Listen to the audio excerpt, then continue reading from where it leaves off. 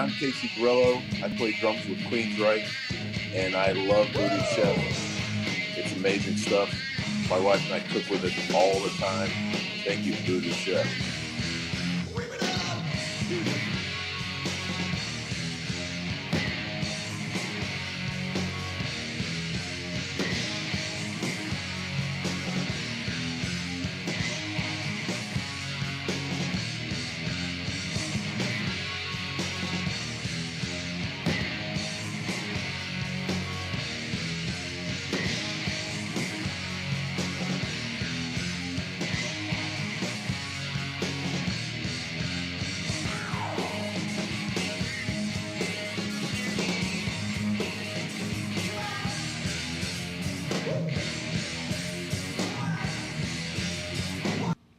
Get ready for the countdown.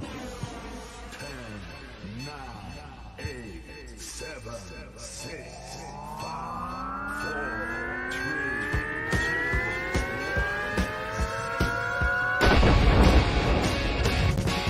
2. All right, it's time for the VooDoo Chef podcast, where we will discuss all things voodoo from the VooDoo Studios located right here in beautiful Tampa, Florida. So to all my booties out there, if you're looking for nothing but a good time, this is the place to be. Call your friends, knock on the neighbor's door, and let them know it's time to party like a rock star for the next hour. Join me and my guests and learn to voodoo like we do as we discuss our faves and the voodoo that we use. I'll put our guests on the spot as we ask for their top 3, and make sure and listen as we discuss some of our favorite war stories from the kitchens we've worked in. Sit back, grab a tall glass of your favorite libation, and enjoy this episode of the VooDoo Chef podcast. What's going on, Voodies? Beautiful, beautiful day here in Tampa Bay. Best place in the world. Glad you guys are checking in. We got a great show lined up today. It is back to school, and we're going to talk about that in a minute. But before we do, we're going to give you all the updates for VooDoo Chef and all things going on. Of course, every Tuesday, right here live. Make sure you check it out. Matter of fact, hey, Alexa, set me a reminder to check out the VooDoo Chef podcast Tuesday night on YouTube, the VooDoo Chef YouTube channel. And that's every Tuesday night. Tonight, a great night. And, of course, we got this every Tuesday. Coming up in November 5th to be exact. Maybe, I don't know, somewhere around there. I know it's on a Tuesday. November 5th, we got the VooDoo Chef Golf Tournament. Make sure you book your foursome. This sells out every year. This year is going to be no different. VooDooChefGolf.com. And then we're taking off the month of December. Not this, though. Every Tuesday, right here. We're taking off December as far as events go, but we come back hard in January. And if you're out there listening and you know a high school student that you want to help celebrate, you want to get us rocking and rolling, we will be going down that parade route, celebrating educators and culinary students in the Children's Gasparilla Parade. That's right. This is the very first time you're hearing it. It is official. Book that date. I believe that is, I'm not even going to try. Sheer guess. January 21st. Just a 100% guess. It's the second to last Saturday in January, and that will take place. We will be going down the parade route, celebrating all things education, all things culinary, and just doing what we do. And I'm sure somebody's commenting right now. Sam Creighton is in. Book that now. Make sure we get that. All right, guys. I'd love to sit here and BS. It's what I do better than anybody. But we're going to get this thing rocking and rolling. We're going to talk about something I made this week.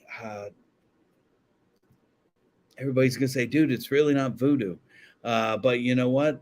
If it warms you up and it makes you feel good, that's all it's about. And when we decided to cook some stuff this week, I don't know. I wanted a little bit of soup. And yeah, that's right. There's vegetables in this. Don't tell anybody. Don't tell anybody. But wait till you see the plate of greens that we put in this soup. And it's real simple. Anybody can throw this together. Decided to put it out there. So we're going to give you a little bit of little bit of sausage and potato soup. You might know it as Zupa. Check this out.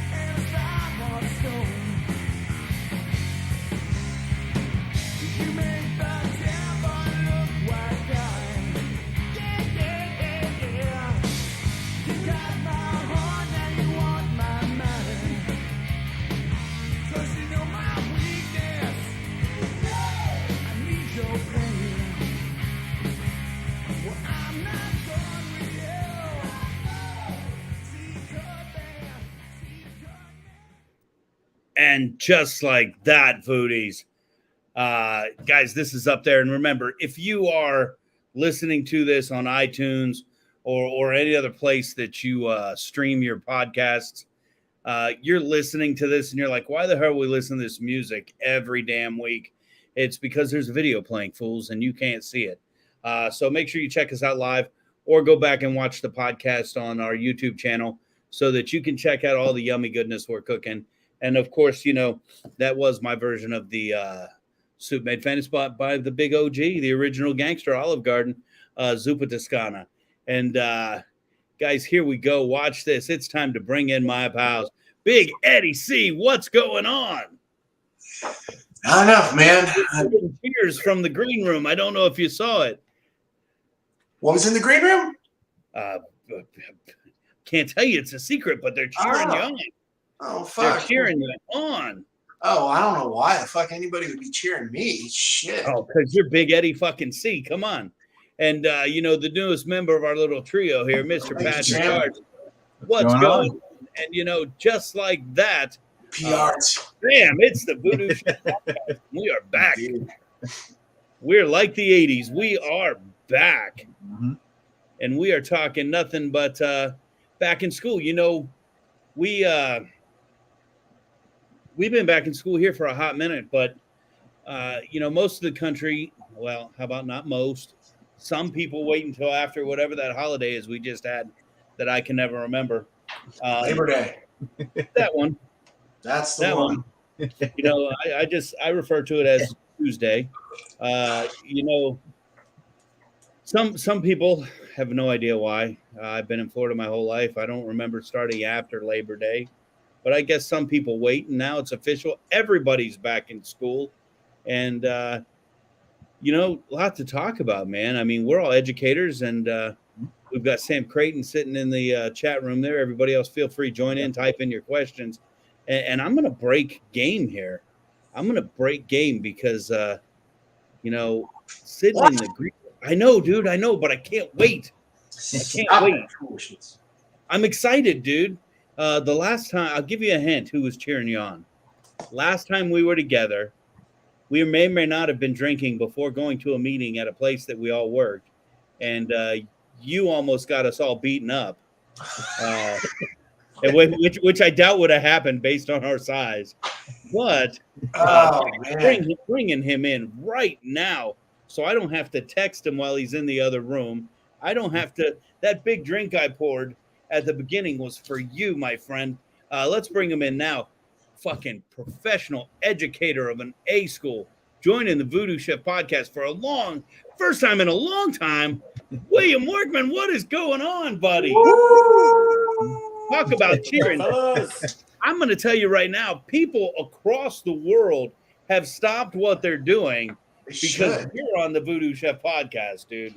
Who the fuck wants to watch that dead old prune in England? We got William Workman. Exactly. It's back to school. We're back. We're like the 80s. We're back. We are. Bill, we had a lot of stuff we were going to talk about today, but now it doesn't even matter. It's like catch-up week. I got to know, how is the VooDoo Corporation doing these days? It's seen better days. I got about 4 cards left, and they're in my wallet, and they've been crinkled up and everything like that. But we're trucking on.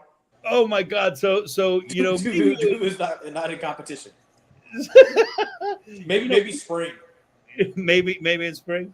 Oh, so we go back to Chamberlain High School, and you and Eddie C were boys, and then you and I started hanging out. We actually did some cool shit when you were the English teacher for the academy, which was absolutely amazing. Absolutely, we had some fun writing lessons and hanging out. But what's more fun is just you, dude. I had to bring you in because the story just keeps pounding my head. I think my favorite, we're going to do a top 3 here, and you might need to take a look at the timeline I sent you, because now that you're in the podcast, you're going to have to play along. But, when we talk about school, one of the things that I remember, and I'm not going to get into, the questions that we asked here, but, I remember going back first day. I remember getting excited about first day. We had a routine in my house. I grew up with 4 siblings. So, the weeks before school were, going school shopping, mom saying, all right, we got to adjust our schedules back, getting everybody to go back to bed on time, whatever.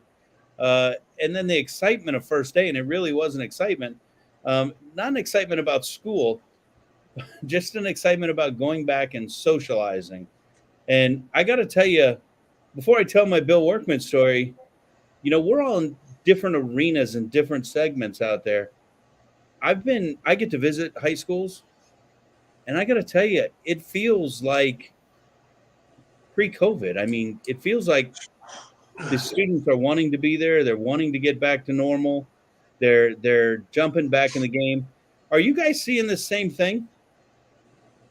Absolutely, 100%. I feel like it's for the first time in a couple of years.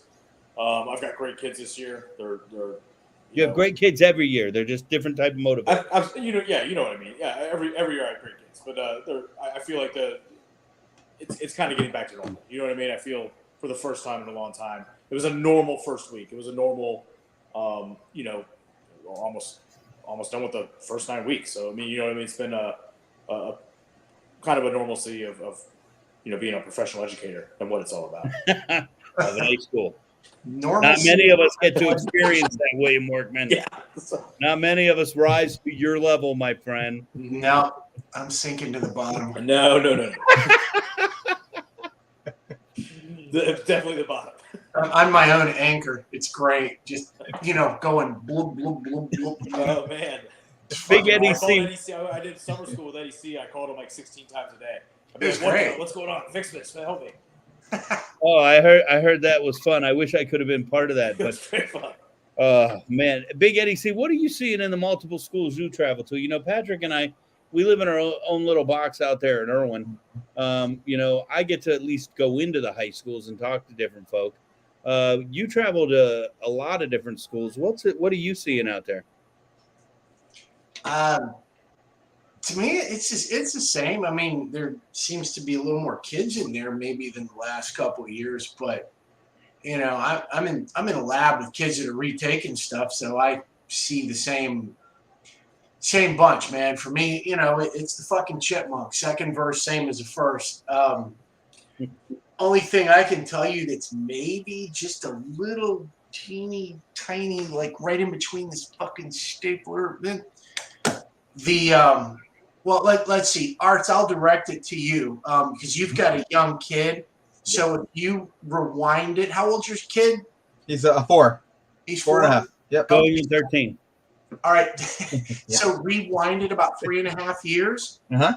And instead of a pacifier, my kids all they don't want to put away their phones. So, instead of a binky, it's this. Yep. And I'll be honest about you. We're gonna just fucking pull the skin off this stinky ass onion right now and be honest. I got some schools that are really strict on it, and they walk in, you got to put it away, and those are my productive ones.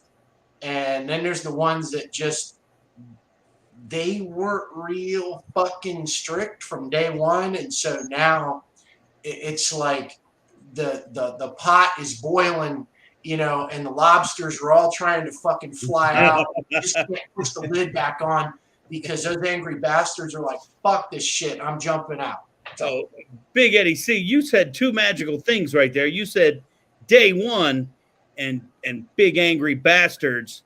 And speaking of that, I got him right here. Popping in the VooDoo Chef podcast. Oh, my God. Is that you, Jarvis Davis? What's up, man? Big angry How are you doing? You turn it this way. I'm in there. Okay. Wow. Look at that, dude. You got the memo. Yes, I did. Now, I know everybody out there man. in VooDoo going, holy shit, that's JD in the house. Man, I got to tell you, we're talking education and popping in from my 1999 graduating class at Hillsborough High School. Jarvis Davis, dude, what's going on? Not truly blessed, man, to be honest, and just out here enjoying myself. Where are you at? What are you doing? Well, right now I'm in my bowling league, so I'm over here off of Hillsborough and Veterans. I bowl on the Tuesday night league here. It's actually a part of my job, is bowling team. So this is our relief, from hospitality. Part of his job, and the beautiful thing about this, so you graduated in 1999, Hillsborough High School. I was just a young lad at that time, a ripe 28 years, 29 years, 2 years as an educator, professional educator, not of an A school, William Workman. I'm the one that's blessed because you, my friend, former exec chef at McDenton's, general manager of caddies and golf port right now, man. I am so proud of you, dude. Man, thanks, Chef. I really appreciate it, man. And I'm just glad that the field was able to take me this far. So let's real quick, first and foremost, you got to come in full-time episode of you and your journey. Let's book that now. We've Yes. got October the 4th open. That's the first date we got open. You down? I am down for that, man. It'll be a pleasure. Oh, dude, I can't wait. We'll have a lot of time to catch up. I'm glad you saw us popped in here. You're I haven't seen you in forever. It's like Ed Carmack. He's getting welcome backs in the chat room. He hasn't been with us in a hot minute. That's nice to see you, Carmack. Like you. Hey, real quick, your favorite Hillsborough High School story? I'd love to say something that you got one over on me that I didn't know about, but even though it's fucking almost 30 years later, I'd probably still get pissed. So how about just your favorite Hillsborough High School moment, culinary? I'll say the favorite moment was when you trusted me and my best friend in the world to not only cook the food but deliver it to the classes, and we were gone longer than what you had wanted us to be gone. Just say it was too busy. Yeah. We were too busy, but you taught us a lesson by throwing us in the dish pit when we got back. And I hope you still use that skill today for your employees. I'm never afraid to get in the dish pit. It never bothers me. I never forget where I come from. But that was a great time, man. We had such a great time in that class, and I really appreciate you for that, man. Dude, I got nothing but love for you. Let's bring you back in. What is that? 2 or 3 weeks? I just popped open the first open date. Most definitely. It's going to be nice because next week we've got the Scream Machine rock and roll band. That's personal selfishness. Week after that, straight from New York, Wicked, the ultimate, the latest American rock and roll band, another rock and roll band. Again, selfish me. But dude, we're going to have Jarvis on the podcast 10-4 talking nothing about culinary school, his path, where he got, how he got there. And maybe at that time, I'll let you tell some stories about the old fuck over here. Yeah, I'll make sure it's a little bit more educated versus us being knuckleheads. Bring your boy Jay with you. It'll be fun. I'll make sure I will. Thanks, Chef, man. Thanks for having me today. Much love. We'll see you soon, All right. man. Thanks for taking time out of bowling. No problem. Thank you. Oh, my God. I got to tell you, things like that are just great, man. That kid's a rock star. Workman, you been to McDenton's? Absolutely. Once or twice? Not in a while, but yeah, back in the day, yes. Well, you've eaten JD's food. He's a rock I star. guarantee you I have. It was fantastic. That's pretty spectacular. So things are getting back to normal. And I started this whole conversation and brought you in because I wanted to talk my favorite William Workman story. And I truly believe the teacher makes the difference. And, since we're on the topic of education, I get in here every week. And Patrick, what do I say I hate? Teachers, Office 365. Yeah, exactly. I got nothing but love for teachers. I just get very frustrated with educators. But I got to tell you, teachers make the difference. And Workman, you're living proof of that. And it's making it fun, making it relatable. And I think my favorite Workman story is you take your school picture and on the back you write your baseball card stats on the back and leave it posted. But they weren't really baseball card stats.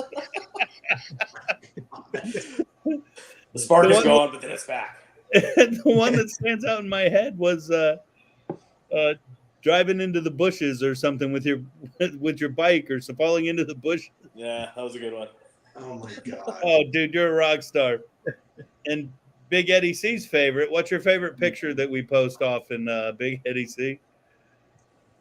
Me and I don't know. Y'all got like 24 that are just me being a fucking pathetic asshole. I'm sure that seems to be the only picture anybody has of me. It's either I'm a bystander to some crazy shit, dude, or I did something completely unbecoming. You set yourself up for that, homie. My favorite pictures with you are our annual graduation pictures. The year we walked into graduation, me and you walked in and all the school board members are there. And you and I walk in, we're like, all right, guys, we can start. We're here. We can get going. Yeah, there's a couple of those floating around too. I don't think I took I took some this year with some kids, and they posted them on our Twitter account, but it doesn't matter what picture you put of me in there. It's like my skull takes up the whole fucking frame. Even my let boss, me back up before I laugh. even my boss said, "Jesus Christ, you got a big head one time." It's like, well, yeah, you know. Dude, that's Can't how help you it. fucking keep all that information. You're That's certified in every fucking all the spelling area. words. Oh, I'm like, you know, those old Beavis and Butthead cartoons. If you look at them, 3/4 of the size of his body was that big light bulb head. I'm like the embodiment of that shit. And don't forget, we'll just go ahead and give this date out now. It's not really a date. The Big Eddie C Drunken Spelling Bee will take place this March. So if you're in for that challenge, Bill, didn't you play last year? I did. I was out pretty quick. Madison Looks played. Like, what the fuck's her last name? Madison Looks Magic. Kim played Sun Goddess. Hey, we got Dana Kress checking in saying, "What is up, Voodies?" Dana is at home tonight. He texted me earlier today. He is making pulled pork pierogies with a sour cream aioli, and I am like super jealous. Wow. That's some next level shit right there, Exactly, man. Combining fucking Polish food and barbecue. Yeah. Exactly, right? You know, he's my buddy. He got me some Polish garlic sausage, probably the closest I found to my parents' hometown of Erie, which last time I was in Erie, Pennsylvania, I bought 80 pounds of it. And the reason I bought 80 pounds was because that's how much they had in the case. I said, just give it all to me. And I took it home. I took it back to my relative's house, froze it, and then ice packed it and drove it back home. It's well worth the drive. If you're up in Erie, Pennsylvania, make sure you stop by Urbaniak Brothers and get their garlic Polish sausage. And if you're in Erie, Pennsylvania, let me know when you're going to do it. Go there, buy some garlic Polish sausage. Garlish. Pack that shit up, ice pack it, overnight it to me. Just let me know when you're doing it so I can be here to receive it because it's that good. It must be good if you bought the ice cream truck worth of it. Shit. Liz Ann just checks in the chat room and she says, "Hey, it's Recount Sam." Oh my God. Wow. Lizanne coming in off the top rope with some snark for Sam. Oh my God. You know what, Liz Ann? I am perfectly down. We can invite Sam to join us tonight because you know we got a little voodoo fun at the end. If Sam, you want to try to protect that undefeated record, check the tape. Just hit me up. Hit me up. We'll get you in this room. We'll send you the link to get you in here. It is going to be fun today. Hey, let's get right to our top three here. Every week I'd love to tell you every week, but we love to do a top three. We're going to fly through this. I did it a little different this time. Normally we do the top three and we look for our 1, 2, and 3. But this week when I sent it out with something a little different. I sent it out with 3 different questions asking only for your top. So, you know, man, that Jack Daniels is just, woo, I dare you, Sam. Man, you know what I'd love to see? I would love to see Lizanne versus Sam in the tortilla slap challenge. I'm going to tell you, I think I'd put my money on Lizanne. That's a really random out of left field kind of challenge, but yeah. It's really not. Angelina showed me this thing on TikTok and she wants to do it with me. And, you know, she wouldn't hold back. She'd light me up. Do you know what it is, Ed? No, but I can only imagine it involves slapping the shit out of somebody with a fucking tortilla. So you fill your mouth with water. Each of you fill your mouth with water. And then you rock, paper, scissors. Whoever wins gets to slap the other person across the face with the tortilla. First person to spit their water loses. So, yeah, but if you hit somebody with a tortilla and you got a mouthful of fucking water and you spit it on them, it sounds like when you win, you really fucking lose. You know, what kind of game is that shit, man? I think Jarvis had it best. He's over there bowling. At least there's something objective about it. Unless that's one of those beer leagues that we used to have back in my hometown in Port St. Lucie. Anybody who bowled on those Friday and Saturday ones, That shit was such a fucking stumble fuck fest. It was awesome. Dude, if you notice, he was standing in the parking lot talking to us. It's his company bowling league. So The company he works for owns bars. Well, but if you're bowling on a Tuesday night, that's like the middle of the week is when they have those serious fucking leagues where those dudes have like no handicap. They're all serious. Those Friday night and Saturday night leagues, those are duffers leagues. The one back in Port St. Lucie used to have like $2 pitchers in game 3 of the series. So everybody, if they weren't fucking hammered, they were so hammered by the end of that game, they're throwing gutter balls and both teams are cracking up. Nobody gave a fuck who won. He's in a serious league. I don't give a shit what bar he works for. If he's bowling on Tuesday night, that's blood right there, I man. think the 4 of us could be in that league you're talking about, the Stumble Bumble League. Oh, man. I tell you what, a bunch of fucking Fort Pierce, hillbilly ass, low rent, white trash on cheap ass fucking beer during game 3. Yeah. Well, no, I fit right in. No, this will be there all night.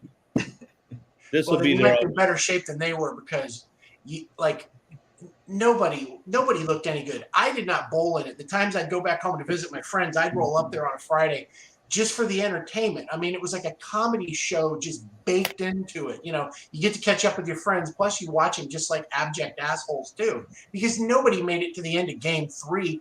Everybody and every fucking one of those guys got picked up by their wives or girlfriends because they couldn't have driven out of the parking lot. Wait. They're from Port St. Lucie. You meant wives, girlfriends / cousins. Oh, yeah, there was at least – I did have a friend who did marry his cousin, Bob. He married his first cousin. All right, let's talk about our top 3.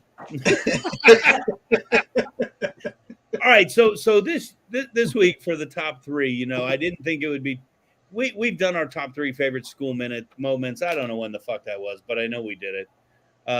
So I thought we'd do things a little different. And the first thing we're going to look for, we're going to ask for the top. Just give us your number 1, no top 3. First thing, your top memory as a student. Top memory as a student. So you were in school. Workman, you want to jump in on this? I know I'm throwing you to the fire here because you weren't prepped for this. I was not prepped. Neither were we. This is, impromptu, 100%. Our boy Bearded Monkey Twisted Q checking out in. What's up, homie?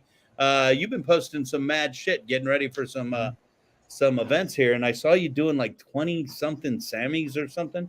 Fucking rock star. Bill Workman, moment as a student, number 1. Oh man. So I'll make some shit up. I had Mr. Weaver for environmental science, my 9th grade freshman year of high school, and he was a great teacher. He took us on field trips and stuff like that. He was a real cool guy. So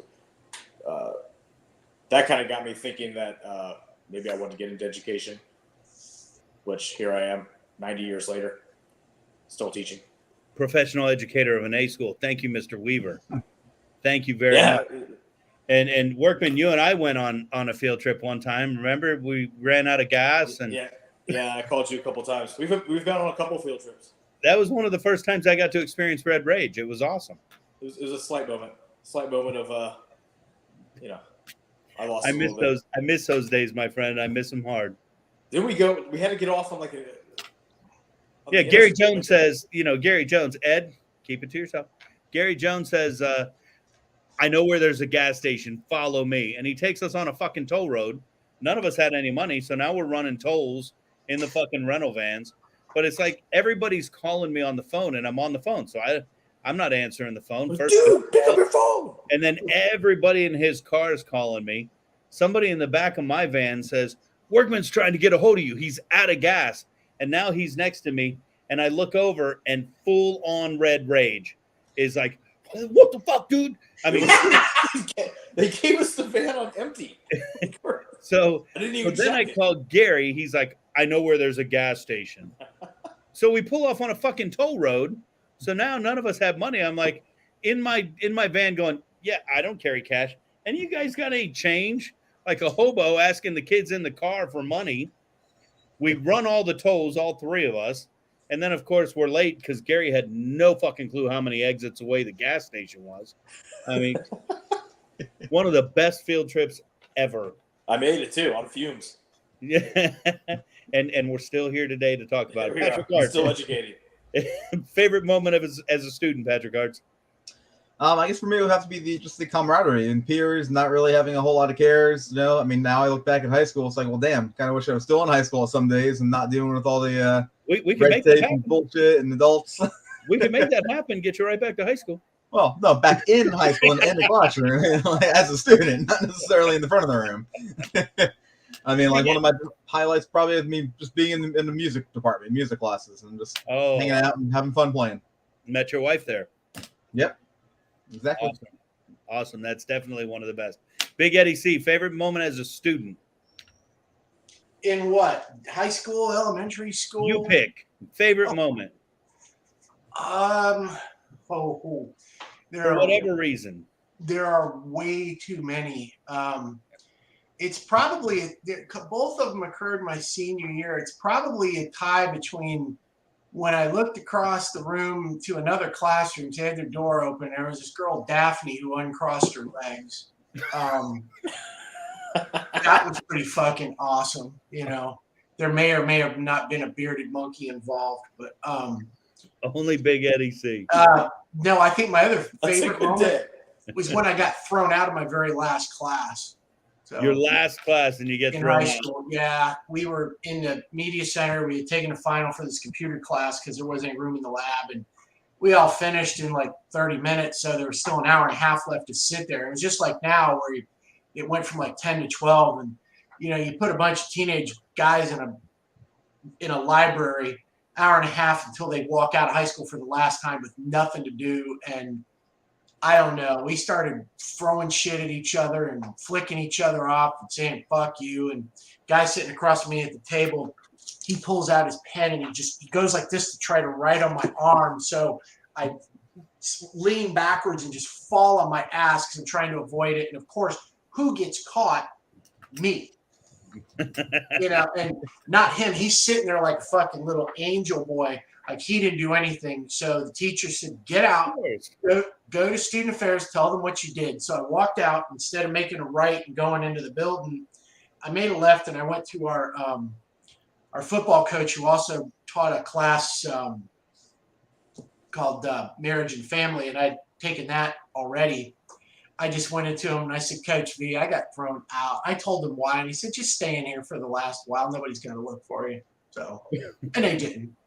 Speaking of favorite moments, we got Sean Fleener checking in saying, Carmack for 3 years of English, what could be better? Don Hill checking in saying, winning the state title in wrestling as a junior. Absolutely, Don Hill, you're a stud. And then, of course, we've got Bearded Monkey Twisted Q checking in with a comment. What? A bearded monkey? Only Big Eddie C. My favorite and probably most memorable moment. Sean, I didn't teach shit at that time, so it had to have been a great 3 years. That's why it was a great 3 years. I was just like I am now. I was just fucking off all the time. That's what makes it amazing, right? That's why people wanted to come to my class. Nobody ever skipped. I mean, I work hard and teach hard every day. I got to put my best foot forward, especially since our boss may be watching. Hey, my favorite moment, just to throw it out there, I remember sitting in algebra class, and of course, my math teachers, for some reasons, were the one that impacted me, William Workman, just like you, and they are the ones who wanted me to help other people. They kind of inspired that in me, along with my mentor in the culinary world, of course. But in that high school, in that math class, that's where I met my lovely wife, who we're still sitting here today. And this year will be 30 years. So rock star status. Thank you for putting up with me. All right, we're going to skip top memory as a teacher. We kind of been bullshitting about that. But we are going to go real quick on this. Big Eddie C, funniest moment ever as a teacher. Keep it clean. And Sam, just so you know, Lizanne is in the room. She's calling your name out. If you want to jump in. Send me a text. We'll get you the link so you can be in here and be part of it. Big Eddie C, favorite moment, funniest moment as a teacher. I'm pretty sure I've lost track, man. I'm trying to think of one because there were lots. And oh my God, probably had to, in recent memory, it had to be the girl that she said, I don't understand this question. Okay, what's it say? How much does a manatee cost in your area? Like, what? She repeats it. But at this point, I'm in there with Mr. S, Mr. Schleicher, and we just look at each other like we don't know how to respond. So I didn't want to get up because it was first period. I was not in the mood. I'm tired. So I go over there, and she's in economics, and the question was, how much does a matinee cost in your area? And so when I said it, so when I said it out loud, she said, I didn't say. I said, you said manatee. She said, no, I didn't, which was the worst thing she could have done because the kid sitting next to her, I remember Juwan Jackson, who was half asleep too. He starts cackling. He says, yes, you did. So, but the worst part was beyond that, nobody in the room knew what a matinee was either. And I let that go because at this point, Schleicher's just shaking his head like, fuck. You know, at this point, we're just like, get off my lawn, old men. And so, you know, it was still funny at that point that she said manatee when it was matinee. And nobody knew what it was because they don't call it that at the movies anymore. It's a dead terminology. It's just whatever. It's not even early bird. It's just before 4 o'clock, whatever, $10. Well, they call it let me watch us China or something because they don't go to the movies anymore. Yeah. Patrick, funniest moment ever. So there have been a lot, but I guess funniest would probably have to be sending the favorite student in your class down with the other. No. We got to skip you. I love you. Okay. You're going to talk about current peoples. Am I right? No, not at all. Oh, I thought you were talking about current people. Okay. No, not at all. Not at all. Well, you said my favorite person. I was like sending like your favorite student in the class, whatever class you're teaching, right? You're sending one of your favorite students down there. So it's like with the partner teacher I had years ago, sending a student down looking for the left-handed spatula. Another day, sending him down for the bottle of steam. Going back and forth. 100%. Just things like that. Gotta love that. I thought you were going to talk about current students. That took place. Oh no, definitely not. Willie Workman, professional educator of an A school. Funniest moment ever. Say biscuit day. It's an easy one, and you're biscuit day. It's 2 words. I'll put 3. Fucking biscuit day.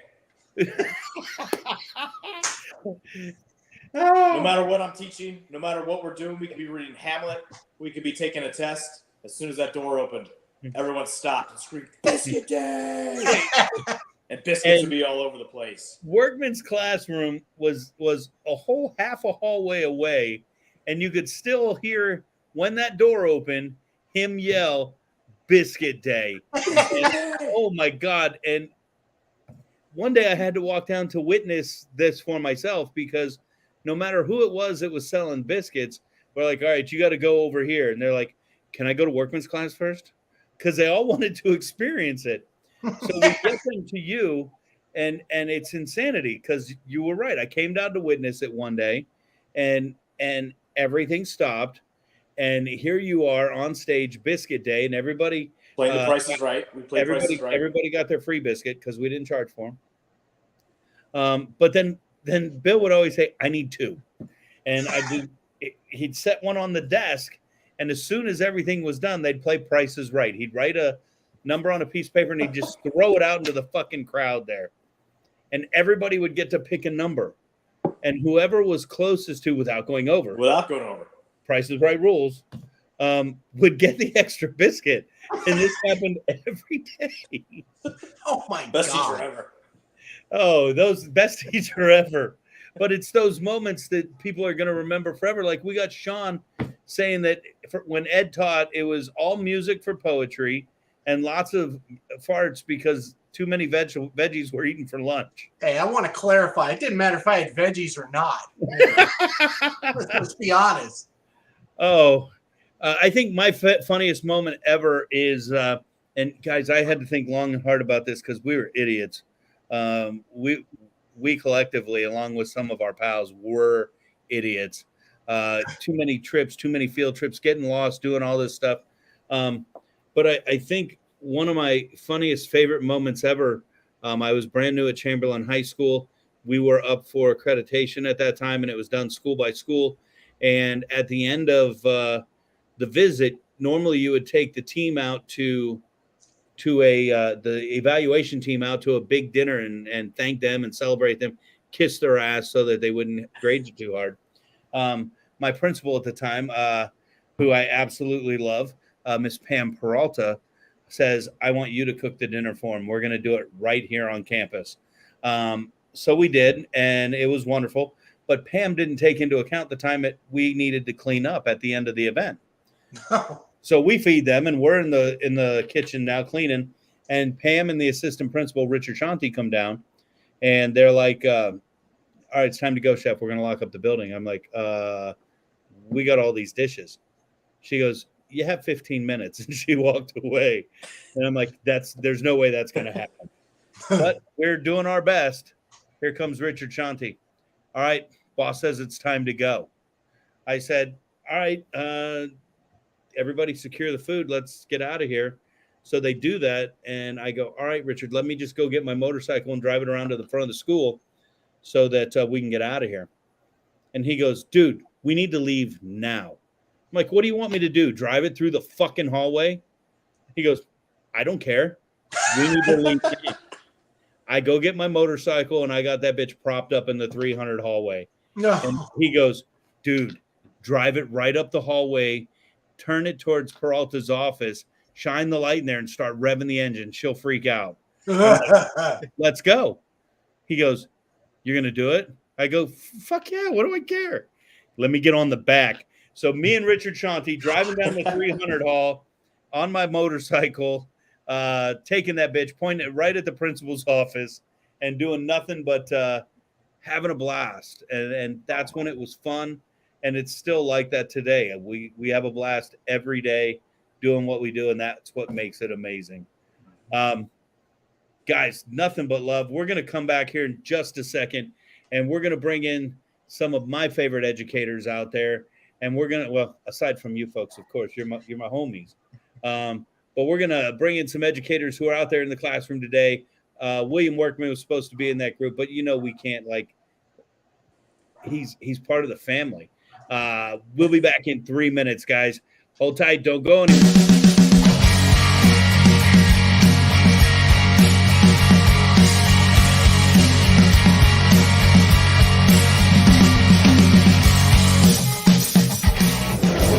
Thanks, everybody, for having us out today. Laura and Amy, thank you for such an amazing job in celebrating student success. For 20 years, I was in the high school culinary classroom, working just like your instructors, doing what they do, helping students hopefully reach their potential, and come out to events like this and just get a chance to put themselves on stage. And when I left the high school classroom, we created VooDoo Chef sauces and seasonings. And the sole intent is to raise money to send students to culinary schools. And we created this lovely high school recipe challenge where students across the state take our seasonings and create a product that's theirs. They send them in to us, and along with my board of directors and sponsors like Kaiser University and the United States Coast Guard, we select a winner and award $10,000 in culinary scholarship. To recognize tonight's scholarship winner, I'd like to invite Chef Sam Fletcher.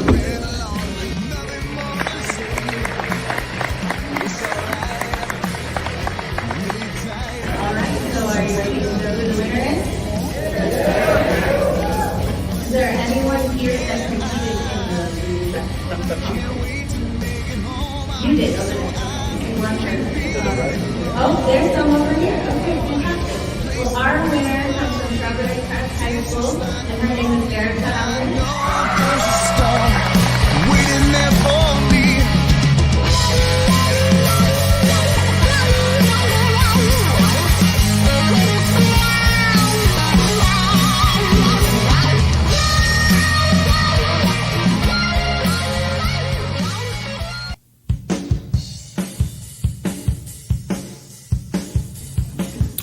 What's going on, Voodies? It's time for a little VooDoo throwdown. You think you can take me? Let's see it. What we're going to do, we're going to do smash burgers, and I'm going to show you how fast it can be done. like your pilots, grab your me's, VooDoo Like We Do. Burger, no cheating, cooked all the way through. All right, rocking and rolling. Your patties better look as good as mine, homie. Still a double hand drip. If you ain't cheating, you ain't trying. No cheating. I love pickles. I hope you guys are ready. Fight me. You think you can beat me?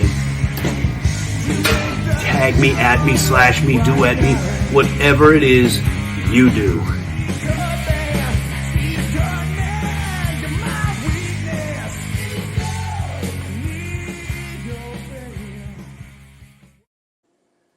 If you think you can beat me, fight me. Checking in. Favorite educators.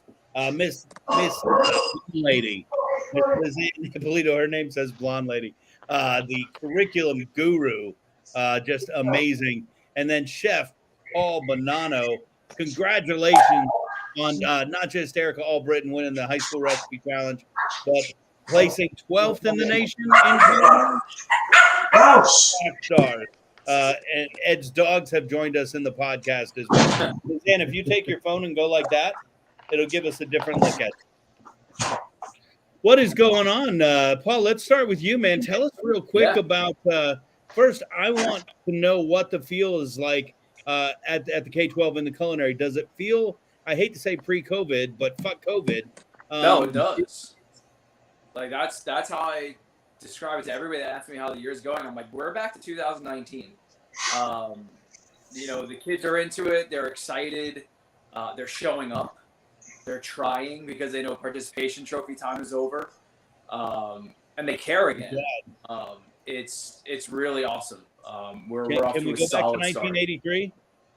Go back to 1983? It was still kind of cool. I don't know, man. I was 3 years old. So. Oh. Exactly. Right, Lizanne? What the fuck? Mind blowing. So it's back to normal. And 12th in the nation. Is that a true statement? Actually, it's now 11th. Did they find somebody doing steroids or something? I don't know exactly what happened. We were initially told 12th the night of the awards, and then when we came back in the beginning of the year, when the FRLAEF was there doing their thing, they said we were 11th. So we're 11 or 12. Paul's culinary team went to national competition as number one in the state, and they were initially awarded 12th in the nation, but apparently one of the high schools, probably from one of them flaky states like California, tried to incorporate some fucking 35-year-old French chick put on their team to stack their team, and still ended up losing, and then on top of it getting caught. Now you're 11th in the nation, man. Now we're 11th. It's awesome. It's a big deal. So, we're hoping to repeat again. We'll see what happens this year, but the kids are super stoked. They're already practicing on their own. On their own. I am going to give you that.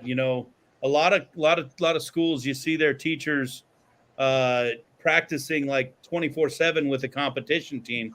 I visit you a lot. You're a great feeder program for us. We have, I think we're on student number 8 or 9 right now from your program, and they're all top notch. But every time I visit your program, students are watch this, watch my friend over there in the wherever she's at on yours, bottom left. They're engaged, fully engaged, and not just one of them, not half of them, all of them, and I commend you for that. Thank you. You walk around, you talk to them. Well, I do. You don't. You let them do their thing, and it's students teaching students, which, again, something that just blows my mind because I don't see that a lot, and I commend you for doing that. But I walk around and talk to them, and they are all able to tell you what's going on, what the haps are, what their takeaways are, and that's pretty super cool, man. That's pretty super cool. Really cool. You're not doing like, me, Bill, and Ed back in the day and just fucking having biscuit day. So, we did make biscuits last week. But yeah, might have been a little different. It took a long time to get to where it's at. Took a lot of years of honing and learning what works and what doesn't work. And believe me, what didn't work failed fucking colossally. It was great to watch that happen. But you know, you just learn from your mistakes, just like the kids do, and you move on and you hone the craft. And you know, I'm in year 11, and I have it to where, yeah, I sit back and I watch them run the show. You know, and that's the way it should be in the upper level classes. They know, like, there should be 3 people they go to before they even get to me. Damn straight. So it's just awesome to watch that unfold every day. It's fun, and then you know what just puts the cherry on top. By the way, if you ever buy me a milkshake from Chick-fil-A, Oreo milkshake, no whipped cream, no cherry. But what puts the cherry on top, Paul, is doesn't matter what station that I sneak over to and eat food from. It's all amazing food, and your students rotate. You're not putting, you're not playing the aces in their places game. You know, maybe towards the end of the year as things are settling in, and we're working towards that end. But students rotate. Students learn every position, and that's rockstar, man. Rockstar. Yeah, it's not fair. I mean, I have seen programs. I even started off that way, you know, because that's the way it was always done before I took over. There were the 5 or 6 kids that did everything, and everybody else either did dishes or did nothing, and they learn. And it's not fair, you know. You need to rotate. You need to get everybody involved so everybody feels more involved, more engaged, and more responsible for the product. It's not just, well, they make it all the time, so whatever, you know. Because then what do you do when that kid's not there? Then you're really screwed. So everybody has to learn everything, man. Cross training is huge. Man, you're speaking like somebody from industry there, buddy. Who would have thought? Exactly. And for those of you who don't know, Paul Bonanno for years went by Chef Paulie, as he was the exec chef out at Bernini's in Ybor City, and went to ICE up in New York City. Got just a fabulous culinarian and now an amazing culinary educator, dude, man. Hats off. Thanks. And we're going to see how good of an educator you really are here in a minute. Right. I think you're the only one that's on the outs on this because you've only been in the podcast a couple times, but it's going to get fun here in a minute. And some of these people take this pretty serious, Liz. Speaking of those people, you know, I got to give you mad props. You know, a lot of time, and for those of you who don't know, Miss Lizanne Ippolito, just a curriculum guru, my go-to. If I have a question or you know, first of all, she speaks Eric, which is great. And she has the capability. Patrick's starting to speak Eric too. It's awesome. Oh no! As I do have my own language. I've been told that many times. It does involve some very colorful words too at times. And Lizanne not only can translate that into educationalese, but is just Johnny on the spot. Probably the most knowledgeable person when it comes to curriculum development, design, and delivery that I know. And, you know, no ass kissing here. You've been a great mentor over the past 5 years. Take away the fact that we've been amazing friends for the past probably 20 years. Probably. Yeah, at least. Welcome back to the podcast. How you been? Thanks. I'm doing great. I'm excited to be here and talk education ease with you all. Yeah, that really doesn't happen. We've been drinking all night. I won't say anything. You don't have to. I noticed you're using a straw. Somebody told me that just makes the impact that much faster. I got a late start after class tonight. I was going to say, you look refreshed like you were at the gym or something. Or something. Something. You know, we talk a lot of education, front end, back end. We bullshit a lot. Mad props because, you know, when people promote up through the ranks, they kind of lose what it means to be in front of students, and they lose that ability to be in front of students. My opinion, as an educator and the role I play, I have not seen an administrator or somebody in who has moved out of the classroom or up through the ranks be able to get back in front of a group and teach and model and deliver a lesson like you do. Hats off. And not just that, but to get down in the trenches, like with the excitement of that first year teacher and be part of that lesson as well. it's actually really cool to be in your workshops or trainings and experience that. So hats off to that. I appreciate that, but I like you, I have had a lot of good mentors along the way. So it's been really helpful for me. And remember, for the past few years, my role has been to help work with teachers. So even though I was out of the classroom, I was kind of in the classroom, but working with adults. You know, Patrick and I were talking the other day. I was in the workshop. Patrick was catering the workshop. And, you know, at the end of the day, he's like, I can't believe Ippolito was that involved with the lesson. And you were just so engaged, equally as much as the facilitator as the students were. And I mean, I'm not blowing smoke. We don't see that. I don't see that in classroom teachers. So, you know, to have that as something that I get to be part of and experience, truly, you know, hats off. And then on the back end, you'll talk shit to people like Sam and call them out. I'm glad Sam has broad shoulders and can take it, but it is fun and exciting to work with the educators at Irwin, who are from industry. Everyone's from industry, so the teaching is something that has been a craft that they've honed, and it's fun to watch them get excited about teaching. So it was a good day yesterday. I was really excited. You know, at the beginning of the top of the podcast, you know, I asked Patrick, what do I hate? And he said educators. True statement. But I don't really hate them. I get frustrated with them. Right. And you know, you mentioned that all the instructors at Irwin are from industry. Yeah. And we need to make sure people understand that doesn't mean that from industry that they haven't gotten formal educational training. Because myself, Chef Arts, Chef Bonanno, you know, I'm probably the only true school hard knocks in the three of us. Paul went to ICE, Patrick went to AI, and they studied culinary. Oh, you as well, but yes. you went to nursing school before you were a nurse, correct? Mm-hmm. And you had that formal training. I just had some chef kick my ass every day. But once we get hired on experience, we're brought back in and we're taken through 4,000 level education courses to help us become better educators. And if I'm not mistaken, weren't you on part of the team that helped develop that curriculum for the district? I was. I helped lead that. But one of the things that don't apply to us, do it? No.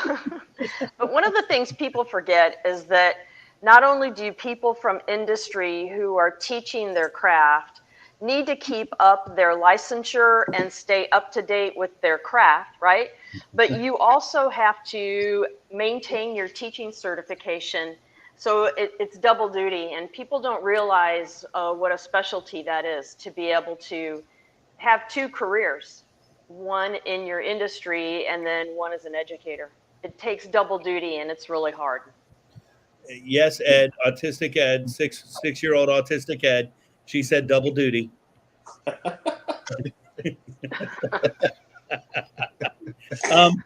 You know, present company taken away because William Workman, you are pure magic in the classroom, and you know, I don't just say that because you're my friend. You truly are, and that's evident through the impact that we see every time I talk to some of my alumni network or even their parents. Hey, do you still see Workman? You make an impact, my friend. Eddie C, you know, only person certified in every subject area. The only person I would go to work with our students in that realm of high school that we are now putting into place at Irwin to help facilitate them through. But I think the challenge with what frustrates me most with traditional educators, they went to school in the system. They went to a system to learn how to work in the system.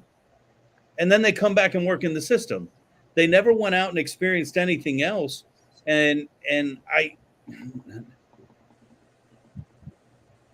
our system works, but I think it's severely flawed in the fact that, education is a right, not something that we should be bending down and catering to people. And I think we do that too often. And I think as a student, we see that, and then we go to school and we're taught that, and then we come back and we deliver that. And that I think we're doing a disservice to our student base by not teaching them, I'm going to use the word you love, real world, because it is real world. It's happening right now, but the real world outside of the educational arena. And I think a lot of our teachers don't experience that outside of education world. How about that? So do you remember, Eric, when we were working on the smaller learning community grants? 100%. Right? And do you remember one of the summers where we did like a 2-week workshop in conjunction with USF, and teachers got to go out into industry and work with their CTE teachers in their industry, and then come back and build a integrated lesson? I won't mention names, KH, but I think at that time I might have been the redheaded stepchild. Oh, no. I don't remember doing that. You don't? No, I think we were doing that on our own ahead of the game. So you were leading a team from Chamberlain. Oh, she remembers this, and she's going to start calling people by name. I hate that. Yeah. So you were leading a team at Chamberlain. And one of the things that the academic, I'm going to call them the academic content teachers, when they walked away from that 2 weeks of being with the CTE teachers in the industry, they thought it was so powerful. They did not realize how they could see math and science and reading in the content of the CTE programs. And it was very powerful. Would that have been Jake and Rob Wine something? Yeah, remember Rob Weinberg? Yeah, so see, maybe other people took that serious, but our team didn't. And by our team, I'd call out the names, but I love those guys, so I won't do it. But you guys did. There's 2 teams from Chamberlain. Who was the guy that did the woodworking? Remember him? Oh yeah, great guy. The bowl and the mortar and pestle and the block cutting board on my desk were my gifts from him when he retired. Oh. Great man, but yeah, reindeer games. I'm gonna shuffle right along because I'll start saying bad things, and I don't want to talk bad about people. Oh, don't do that. No. Paul Bonanno. Yes, sir. Talk to me about the transition coming in from outside and working with traditional educators and the differences you see. On the spot, sorry. No, it's fine. I'm just trying to figure out how to say this nicely. You can't. You say I hate educators. I really don't mean that. No, I don't hate them, but they're so frustrating sometimes. I love my colleagues. I love the people I work with very much. It's evident in the relationships that I see in your building. Sometimes they're worse than the kids, and you just have to stop and look. And it's like they hold the kids to one standard, but they themselves don't meet it sometimes. And I just don't understand how that happens. I resemble that remark.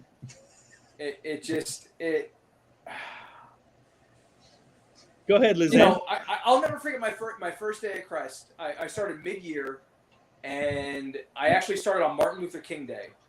And so it was a non-student day, right? I walk in, and my department head walks in, and she's very awesome.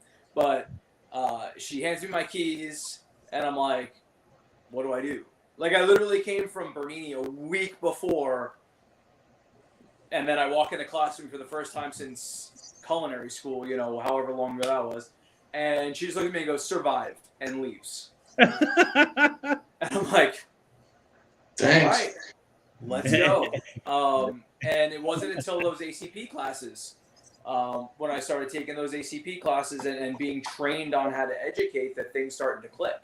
On my first day with kids, the first thing out of my mouth in my very first class was, I am not a teacher, I am a chef. Biggest mistake you can say to a room full of kids, by the way. because they automatically do not treat you like a teacher when that happens. I did not make that mistake again. So what? They respected you a little more? Yeah, for like the kitchen stuff, but when you try to do classroom pieces with them, they're like, wait, you're not a teacher. And it's like, oh, okay. So when your department head said survive, did you feel a little bit like Jim Belushi in the movie The Principal, and you think Candyman was going to come get you? I honestly really second guessed my decision to leave industry and walk into the classroom. Until I got the kids in the kitchen, and then I was like, oh no, this is what I do. No, we're good.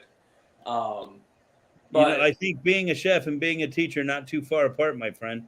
The first principal I ever had in every evaluation he ever gave me said, yeah, you know what? Coming from the industry you came from into the classroom, it's a natural transition because this is what you did anyway.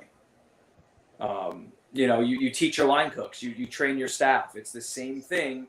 You're just obviously dealing with a younger base, but I mean, it's the same expectations. So it's nothing new for us. It's just you go a little slower. You don't have the relentless noise of the ticket machine spitting out orders constantly. You don't have servers banging in the window and managers asking where the food is for table 25. So it's a little less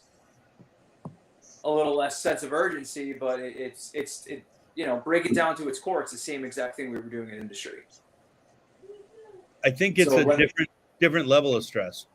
For sure, because now you're dealing with children and knives and fire and but when there is some educators that you really got to question, like how do they survive life right now? Because you can tell the people that have been in the real world and the people that haven't. I'll just put it like that. Lizanne, I know it's eating at you. Go ahead. No, that's the nicest way I can put it. Is you can tell who's been out there and who's experienced life beyond. I went to high school, I went to college, and then I became an educator and went right back to school, versus the people that I lived a life and then I decided to share my passion in a classroom. I'll just leave it at that. Lizanne, I know you. Go ahead. I think there's a lot of teachers who took the path of a professional educator who come back and share a passion. They have a passion for their content, but I also think that it can be a challenge to maintain that and keep that passion. So I think that's difficult. But I also think it's difficult to be an educator and teach your craft, teach your industry, and may not have it be a training. Right? There's a lot that goes into educating students beyond just teaching them how to cut. Absolutely. What do we say? Teach, don't train. Mm-hmm. William Workman, can you touch on burnout real quick? You and I have this conversation a lot. After 5 years, I was ready to leave. Had I not met Pam Peralta, I probably would have. 10 years after that, I met with Mel Whitworth, another one of our mentors, and talked to him about leaving. And he's like, Chef, just stay 5 more years, become fully vested, and whatever he was telling me, he talked me, sticking around. And I'm glad I did. But you and I talk about this as well. Bill Workman, you're like Hercules. You go from zero to hero just like that. But the way you put it is like best teacher ever. And then you'll come back and you go, dude, I'm the worst teacher ever. And then you'll be like, dude, best teacher ever. Spark is gone. Spark is back. Spark is gone. How about the picture I sent you?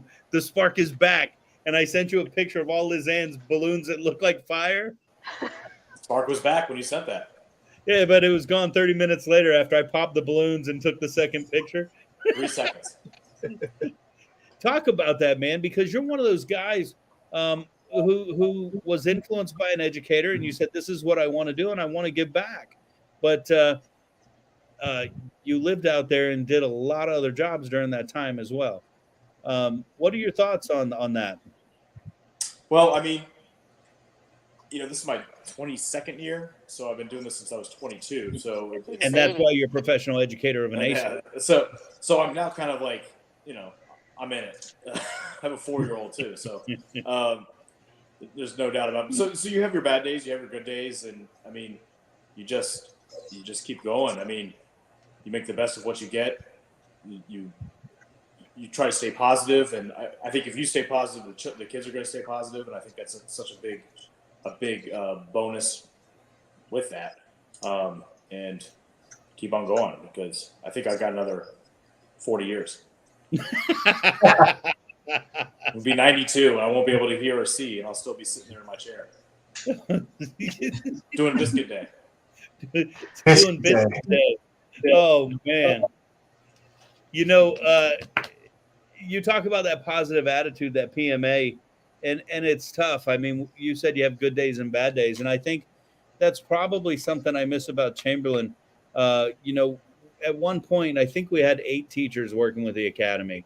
We had the culinary team, and then we had the core team outside of that. And I think one thing that we did was keep each other positive and fresh and moving forward. And that was a great time because we had each other and we had the kids that were, Yeah, and I think that's key. It doesn't have to be an academy, but find those people that that are going to motivate you and stimulate you and lift you up and keep you positive. And when you're struggling, they're going to be there to lift you up.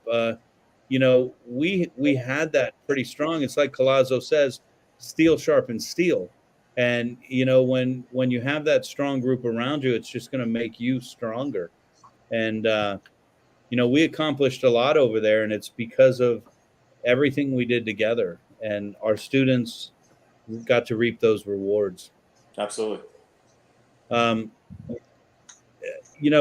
would talk to Big Eddie C, but he's certified in every subject area except PE. And, we all know about PE, right? Why not PE?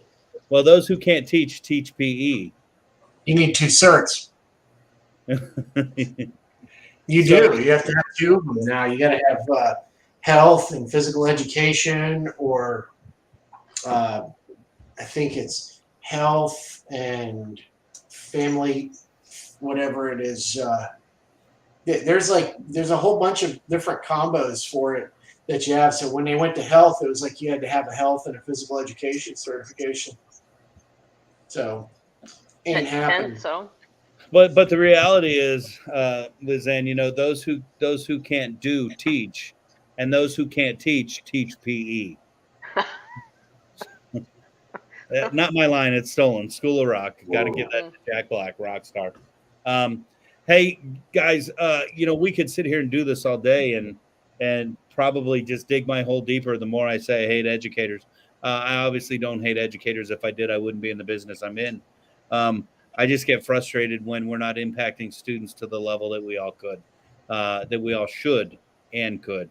And so, if we continue to only 2. What's that? There are 2 people allowed to hate 2 things. I hate onions. You hate millennials. That's it. No, I don't understand millennials. And what I mean by that is I fucking hate millennials.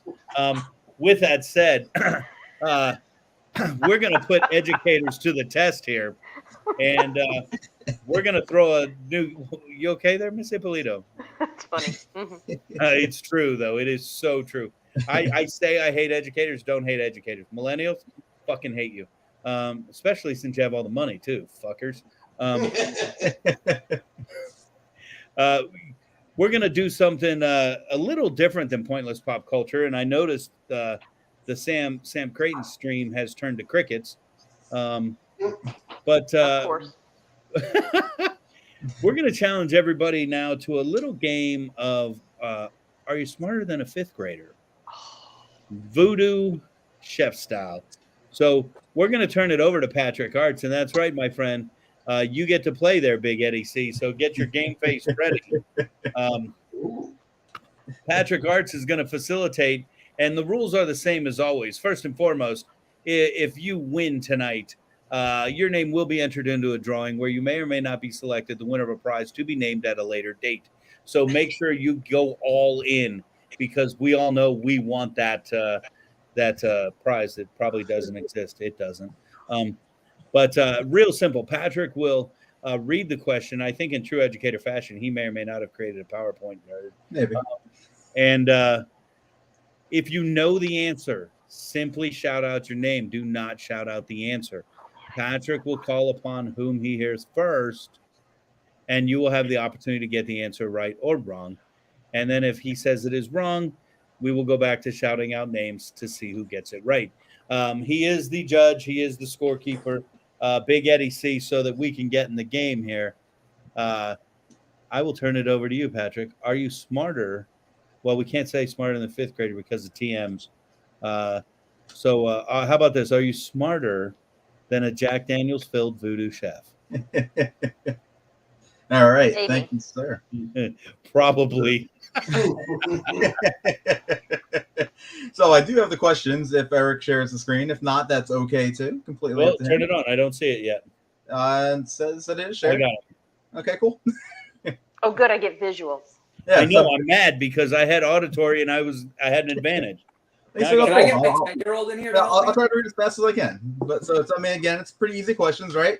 So I picked 3 questions for each grade level, 1st through 5th, and then I do have 1 extra bonus question thrown in there somewhere in the middle, just geared towards educators in general. All right. Hey, So- is this wait? Is this like Jeopardy when somebody calls their name, the question goes off the screen? No, the question will stay up, and then once I get the correct answer, I'll show you guys everybody the correct answer. Fuck. Whenever I hear the correct answer. Okay. All right. So first question is 1st grade math. Workman. If you cut a core into thirds, how many pieces would you have? Paul. Paul. 3. 3 is correct. Fuck you, Paul. All right, 2nd question. 1st grade history is the topic. And the question is, the Statue of Liberty was a VooDoo. gift. Lizanne. Erik. France. France. Very good. All right, next question. 1st grade English. What is the past tense word for run? Paul. Will. Look, I heard Paul first. Ran. Ran is correct. All right, so at the end of that one there, 2 for Paul, 1 for Erik. Next question, 2nd grade math. Erik. If your mom buys 52 grapes and your dad brings home 34 grapes, how many grapes does your family have, Erik? It is 86. It is 86. 2nd grade science. Next topic. Uh-oh. These collect energy from the movement of air. Paul. Paul. Molecules. No. Erik. Yes. Erik. Windmills. Windmills. Correct. Oh, yeah, that makes sense. I It's your think this question. is I know. Common Core. Sorry. We're Hey, not going I'm to a go half hour political, past my but just so bedtime. you know, you have to have wind for those to work. So, and I want to know how I'm going to attach one of these to my new fucking non-gasoline powered cars. Just saying. Go ahead. Thanks. All right, next question here. 2nd grade geography is the topic. What is the largest continent? Bill. Bill. Africa. Not VooDoo. correct. Paul. Erik. France. Asia. That is correct. Asia. So right now, 4 points, Erik, 2 points, Paul. All right, so here is the Wait. How's Lizanne doing? Did you say her score? So, hey, Did you almost swear? I'm gonna see you in tomorrow. Did you almost swear?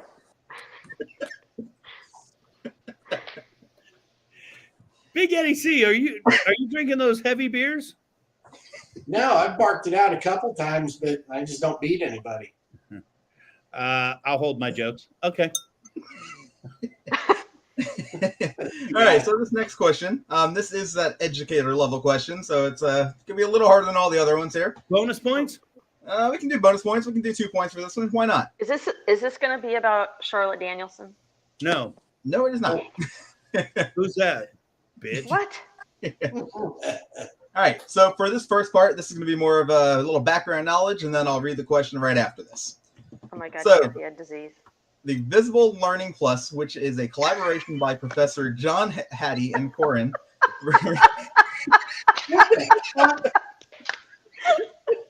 Educator level. Based on a little book here, right? Based on this. Oh, you just became my favorite. Wow. All right, that was just to poke fun. Yeah, that's all. Next question. All right, we'll get rid of that. All right. Man, We did have a subset of graphs and everything to go. I know, I love I that. want to see how far it would go. I don't know. I want to have it ready. Patrick, wipe your nose. Wipe your nose. All right. So back to the real questions here. Third grade science. That was a real question. Eric. Paul. I heard Eric. I haven't even heard the question yet, but which planet is closest to the sun? Mercury. Mercury is correct. 5 points, Eric. All right. Third grade English. Next category. The main series of events in a story is called what? I heard Bill. Plot. Plot is correct. So the answer instead of my name. They both start with a P. I got confused. I'm tired. All right, third grade math. How many grams are in 8,000 kilograms? Kilograms. Eric. 1. No. We live in America. We do. Correct. Thank you, Paul. Ed. 1,000? Ed? Million. Lizanne? Is that right? The answer was 1 million. Ed got it right. Oh, now Sam's chirping in there. Oh, sure, Sam. Coming at the end. Yeah. Be the hero. Well, he works in pool supplies, so it's all in fucking metric or some shit. You know, them damn Chinese. All right, final 6 questions coming up here. Can we go score update? I still have time. Sure, You're score saying update. there's a chance. 5 for Eric, 1 for Ed, 2 for Paul, and 1 for Bill. And how many for Lizanne? Do you really want to know? Okay. If we were to go on that scale by Hattie, you would be nowhere near effective. You know, you got to get, and that's a 0.4, if I'm not mistaken. It is correct. All right, 4th grade history is this topic. What ancient civilization built the Machu Picchu complex in Peru? Ed. Incans. Incas is correct. I was going to say the Oompa Loompas. That's what I was going to say. I get it. It's confusing. 4th grade English. What is the main character in a story Eric. called? Bill. Who'd you hear, Patrick? Eric. Protagonist. Protagonist. Correct. So looking like a runaway here. All right, next we have 4th grade grammar.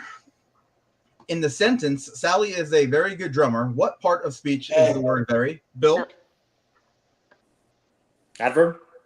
I didn't say it though, but I think. I thought you did. I thought I heard your name. Well, adverb is correct. But I'll pass my point to Ed. That'll work. Oh, that was nice. That'll work. That's what friends are for. Yeah. Cue the All right. So final 3 questions, 5th grade category here. 5th grade geography. How many countries are in North America? Eric. 3. Not correct. Fuck you. I'm not making it up. Oh, fuck! Lizanne. Lizanne. 4. Not 4. 4. Paul. 6. Countries in North America? Got to go a lot higher than this. Yeah, it's Countries. What North America are you talking about? I checked talking about the United States of He North didn't say America. the content. Like he didn't say the. Well, you got to think of all those little island nations. Right. Yep. You got Oh, Bahamas, genius Bermuda, Paul. Give us the Jamaica, answer. Haiti. 7. More than 7. Yep. Any other guesses? Sam says, unless you counting the count Virgin Central Islands? America as North. More So than all 10. the websites that I looked at, they all did count Central America, so they all counted 23. I checked this on 3 Oh different my sites. gosh. Central America? 3 different sites. They included all of them. Geography? They included all the Bahamas. Yep. I will All ask the the 5th grader that question. I call right a now. replay. I guarantee he doesn't know. You're calling we don't call. One moment, please. Lizanne, just for the record, we don't call it replay or recount anymore. We call it a Sam. I call for a Sam. I call first, Sam.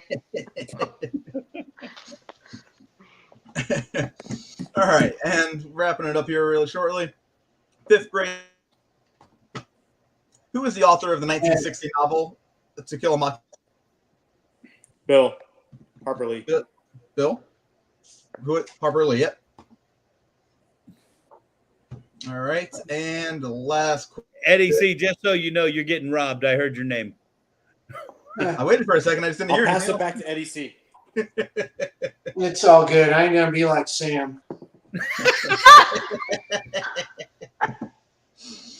All right, and the final question of the night. 5th grade history.